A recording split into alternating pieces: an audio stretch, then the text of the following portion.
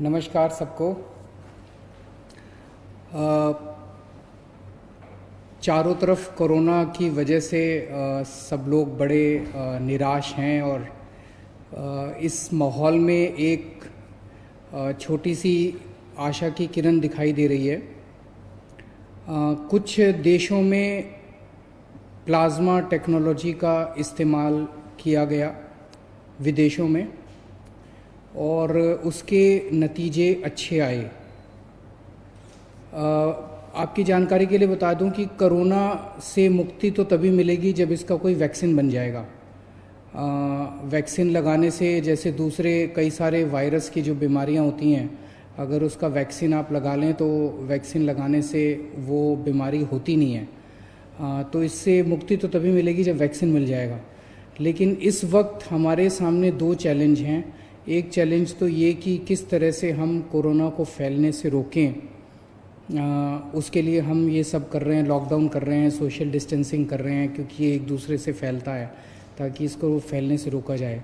दूसरा सबसे बड़ा चैलेंज है कि अगर किसी को कोरोना हो जाए तो वो सब लोग चाहते हैं कि वो व्यक्ति अस्पताल से ठीक होकर अपने घर वापस चला जाए, उसकी मौत ना हो। और ये देखा गया कि अगर उसमें कोई और बीमारी हो, जैसे डायबिटीज़ है, हार्ट प्रॉब्लम है, सांस की कोई बीमारी है, कैंसर की बीमारी है, तो फिर उसके जीवन के ऊपर संकट आ जाता है और अक्सर कई केसेस में उनकी मौत हो जाती है। ऐसे केसेस में जो सीरियस पेशेंट्स होते हैं उसमें अगर प्लाज्मा टेक्नोलॉजी का इस्तेमाल किया जाए तो उनके देखने में आया है कि उनके बचने के चांसेस बढ़ जाते हैं। ऐसा कुछ देशों में देखने को मिला। दिल्ली के हमारे कुछ डॉक्टर्स ने इसके ऊपर काफ़ी अध्ययन किया और इसका ट्रायल करने के लिए तैयारी शुरू की है। अच्छी बात यह है कि परसों हमने केंद्र सरकार से इसका ट्रायल करने के लिए परमिशन मांगी थी और परसों रात को हमें इसकी परमिशन केंद्र सरकार से मिल गई है। और अब अगले 3-4 दिन के अंदर हमारे डॉक्टर्स इसका ट्रायल करेंगे और ट्रायल करके देखेंगे कि ये कितना सफल होता है। अगर ये इसमें सफलता मिलती है तो ये हमारे लिए एक अच्छी बात होगी, क्योंकि फिर हम सीरियस पेशेंट्स को की ज़िंदगी बचा पाएंगे। मौत होने से लोगों को एक तो मौत तो ज़िंदगी और मौत तो ऊपर वाले के हाथ में है। हम सब लोग कोशिश कर सकते हैं, लेकिन अभी ये अगर सक्सेसफुल होता है, सफल होता है, तो फिर लोगों के चांसेस बच जाने के चांसेस बढ़ जाते हैं। लेकिन अभी मैं साफ साफ कर दूं कि ये केवल ट्रायल स्टेज पे है और ये सफल होगा कि नहीं होगा ये अगले हमें 4-5 दिन के अंदर डॉक्टर्स जब ट्रायल करके देखेंगे तो पता चलेगा। ये टेक्नोलॉजी क्या है? इस टेक्नोलॉजी में जिस व्यक्ति को कोरोना एक बारी हो जाता है, वो जब ठीक होता है तो उसके शरीर में, उसके खून में एंटीबॉडीज़ डेवलप हो जाते हैं। ये एंटीबॉडीज़ उसको ठीक होने में मदद करते हैं। तो ऐसा व्यक्ति जो कोरोना से ठीक हो गया, उससे वो अपना रक्तदान करता है। उससे जैसे हम ब्लड डोनेशन करते हैं, ऐसे ही ठीक हुए कोरोना के व्यक्ति से रक्त लिया जाता है। 1 बोतल खून देता है वो, और उसमें से, उसके खून में से प्लाज्मा निकाला जाता है और वो प्लाज्मा को एनरिच किया जाता है और उस एनरिच्ड प्लाज्मा को किसी दूसरे पेशेंट में इंजेक्ट कर दिया जाता है। उसके पेशेंट में दूसरे पेशेंट में जो भी बीमार है उसमें डाल दिया जाता है। तो उसके नए पेशेंट में वो प्लाज्मा के एंटीबॉडीज़ चले जाते हैं और उसके अंदर ठीक होने वाले एंटीबॉडीज़ डेवलप हो जाते हैं। तो इस तरह से ये टेक्नोलॉजी काम करती है। हम सब लोग प्रार्थना करते हैं कि हमारा ये ट्रायल सक्सेसफुल हो। अगर सक्सेसफुल होता है तो इससे एक उम्मीद बंधेगी। और भी कुछ राज्य, जैसे मुझे पता चला है केरला, महाराष्ट्र वगैरह इसके ऊपर काम कर रहे हैं और मैं उम्मीद करता हूं कि सबके प्रयास इस बारे में सफल हों। दिल्ली में लगभग 57 के करीब हम लोगों ने कंटेनमेंट जोन्स बनाए हैं जैसे मैं रोज़ बताता हूँ, कंटेनमेंट जोन वो हैं जहाँ पे हमें 3 या 3 से ज़्यादा, अगर किसी कॉलोनी के अंदर हमें या किसी गली के अंदर 3 या 3 से ज़्यादा कोरोना के मरीज मिलते हैं तो उसको हम चारों तरफ से कॉलोनी को सील कर देते हैं। वहाँ के रहने वाले लोगों को बाहर नहीं आने देते और बाहर के लोगों को अंदर नहीं जाने देते, ताकि बीमारी बाहर ना फैले। और तो वहाँ पे फिर हम ऑपरेशन शील्ड चालू करते हैं, जिसके अंदर उस एरिया का सैनिटाइजेशन करते हैं। उस एरिया तो ऐसे कंटेनमेंट जोन्स के अंदर क्या क्या किया जाता है, इस बारे में अभी कई सारी गलतफहमियां हैं। क्योंकि मेरे पास बहुत सारे फ़ोन आते हैं, बहुत सारे मैसेजेस आते हैं, और अक्सर मैसेज ये आता है कि सर हमारे एरिया को कंटेनमेंट जोन तो बना दिया, लेकिन अभी तक हमारे यहाँ पे कोई भी सैंपल लेने नहीं आया हमारा।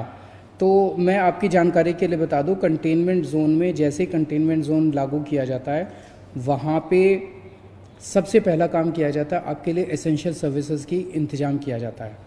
तो आपके एरिया को सील कर दिया, और वहाँ पे आपके जो सील किया बाउंड्री के ऊपर आपके लिए सब्जी वाले का, दवाई वाले का, इसका सबका इंतज़ाम किया जाता है। पुलिस वाले व्हाट्सएप ग्रुप बनाते हैं, व्हाट्सएप ग्रुप के अंदर आप लोग लिखते हैं कि हमें ये वाला सामान चाहिए, वो वाला सामान आपको मुहैया कराया जाता है। तो एक पहला काम किया जाता है, एसेंशियल सर्विसेज का इंतज़ाम किया जाता है। एक काम किया जाता है, सैनिटाइजेशन किया जाता है पूरे एरिया का। जो मशीनें मैंने बताया था, उन मशीनों के ज़रिए उस एरिया को पूरे को सैनिटाइज किया जाता है। फिर डोर टू डोर सर्वे किया जाता है। सर्वे सबका होता है, हर एक के घर में कोई ना कोई दिल्ली सरकार की टीम जाती है और उनसे पूछती है कि आपके घर में कोई बीमार तो नहीं है, बुखार तो नहीं है, किसी को सांस की शिकायत तो नहीं है। तो जो कोरोना के सिम्टम्स हैं वो पूछते हैं कि आपको कोई ये सिम्टम्स तो नहीं है। ये सर्वे 100% लोगों का होता है। अगर किसी कंटेनमेंट जोन में अभी तक नहीं हुआ तो हो सकता है 2-4 दिन में हो जाए, क्योंकि बहुत ज़्यादा कंटेनमेंट जोन बन गए हैं, टीम्स थोड़ी सी कई बार कम पड़ जाती है एसडीएम के पास, तो वो 100% का होगा। जो लोग सिम्टम्स मिलते हैं जिन लोगों के कोरोना के, उन लोगों का केवल सैंपल लिया जाता है। तो लोग ये उम्मीद ना करें कि किसी भी, परसों मैंने एक खबर पढ़ी थी जिसमें एक एरिया के कंटेनमेंट जोन के लोग कह रहे थे कि जी हमारे यहाँ तो एक भी आदमी का सैंपल नहीं लिया गया। और तो जब उनके पास गए तो उन्होंने कहा हमारे यहाँ सर्वे करने तो आए थे, सैंपल लेने नहीं आए। तो सैंपल सबका नहीं लिया जाता है, और इसके अच्छे असर पड़ रहे हैं, क्योंकि दिलशाद गार्डन का हमने देखा कि किस तरह से वो 15-20 दिन हो गए और वहाँ पे कंटेनमेंट जोन में अब एक भी केस नहीं आया। वसुंधरा एनक्लेव में 15 दिन के करीब हो गए, इसको भी कंटेनमेंट जोन को बने हुए, अब एक भी केस नहीं आया। खिचड़ीपुर की 3 गलियों को लॉक किया था हम लोगों ने, सील किया था, कंटेनमेंट जोन बनाया था, वहाँ से भी एक भी केस नहीं आया। तो ये अभी तक एक्सपेरिमेंट, अभी हम लोगों का प्रयास सफल रहा है। आप लोगों को दिक्कत तो बहुत आती है, लेकिन सबके सामूहिक प्रयास से ही, सामूहिक उससे ही हम लोग सफल हो पाएंगे। कल यमुना के तट के ऊपर कई सारे गरीब लोग, माइग्रेंट लोग इकट्ठे हो गए थे, और जैसे ही हमारी नज़र में लाया गया उसको तुरंत हम लोगों ने उनके खाने का और उनके रहने का इंतज़ाम किया। सब लोगों को अलग अलग स्कूल की बिल्डिंग्स में उनके रहने का इंतज़ाम किया, और उनके खाने का भी हम लोगों ने इंतज़ाम किया है। मेरी आप सब लोगों से गुजारिश है, हाथ जोड़ के गुजारिश है, कि हमने सरकार की तरफ से खाने का बहुत इंतज़ाम किया हुआ है। कल भी 9 लाख लोगों ने लंच किया है और 9 लाख लोगों ने डिनर किया है, पका हुआ खाना। और कोई 9 लाख की बजाय 15 लाख भी लोग आ जाएंगे ना, 20 लाख भी लोग आ जाएंगे, उनका भी हम इंतज़ाम कर देंगे। फिर खाने की कोई कमी नहीं है। उसी तरह से मैं बार बार बताता हूँ कि 71 लाख लोगों को हमने राशन दे दिया जिनके पास राशन कार्ड थे, और जिनके पास राशन कार्ड नहीं थे उनको अभी राशन देने का सिलसिला जारी है। मेरी सभी मीडिया के साथियों से हाथ जोड़ के रिक्वेस्ट है, और मेरी सभी आम नागरिकों से भी हाथ जोड़ के रिक्वेस्ट है कि इतना अरेंजमेंट करने के बावजूद भी जो बहुत गरीब लोग हैं उन लोगों को पता नहीं चल पाता कि सरकार ने क्या अरेंजमेंट कर रखा है। उन लोगों को पता नहीं चल पाता कि सरकार ने कहाँ अरेंजमेंट कर रखा है, मैं कहाँ जाऊँ, अगर कोई भूखा है तो वो कहाँ जाए। मेरी आपसे रिक्वेस्ट है, अगर ऐसा कहीं भी कोई, जैसे कल आप लोगों ने हमें यमुना के बारे में बताया, हमने तुरंत एक्शन लिया। ऐसे ही मैं सोशल मीडिया के ऊपर हमारी पूरी टीम लगी हुई है। जैसे कहीं से सोशल मीडिया में पता चलता है, कोई बताता है कि यहाँ पे ये आदमी, ये एक परिवार भूखा है, यहाँ पे एक आदमी भूखा है, यहाँ पे ये, हमारी पूरी टीम लगी हुई है। उसी वक्त उसको खाना पहुँचाने का काम किया जाता है, उसी वक्त उसका घर का इंतज़ाम, उसको रहने का इंतज़ाम किया जाता है। आप हमें बताइए कहाँ कौन भूखा है, हम उस तक खाना पहुँचाएंगे, ये जिम्मेदारी हमारी है। या अगर हमने जहाँ जहाँ हमारे सेंटर चल रहे हैं खाने के, उन सब जगहों की लिस्ट हमने पूरे नक्शे के ऊपर डाल दी है। अगर आपके लिए संभव हो, आप उस व्यक्ति को खाने वाली जगह ले जाइए, आप उसको खाना खिला दीजिए, बहुत पुण्य का काम है। इस वक्त सबकी जिम्मेदारी बनती है, ना कोई अकेली सरकार काम कर सकती है, ना कोई अकेली कोई एजेंसी सफल हो सकती है। सब लोग मिलके काम करेंगे तभी हम लोग सफल होंगे। तो मेरी आप सब लोगों से, मीडिया में एक जगह मैं देख रहा था, उन्होंने कहा कि इन लोगों ने एक वेबसाइट चालू कर दी है कि जिनके पास राशन कार्ड नहीं है वो राशन कार्ड के लिए अप्लाई करें। तो वेबसाइट पे कौन से गरीब लोग आ सकते हैं। आपकी जानकारी के लिए बता दूं, 15 लाख लोगों ने ऑलरेडी अप्लाई कर दिया राशन कार्ड। वो जिनके पास राशन कार्ड नहीं था, उन्होंने खाना लेने के लिए, राशन लेने के लिए 15 लाख लोगों ने अप्लाई कर दिया है।